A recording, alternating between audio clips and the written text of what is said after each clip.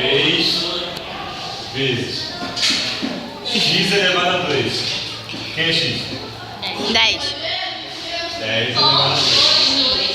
Mais 6 vezes x. Quem é x? Quem é x? 10. Tá bom, já entendi já. Não precisa mais nada não, já entendi. Eu tô tentando prestar atenção aqui. 3 vezes 10 elevado a 2. Peraí, 10 elevado a 2 é 10 vezes 10. Cala a boca aí, gente. Tô gravando aqui. Tá certo, olha lá, ó. Você viaja. Agora embaixo. Aqui vai dar 300. Mais 60. Entendi não. 360 meu parceiro, olha lá.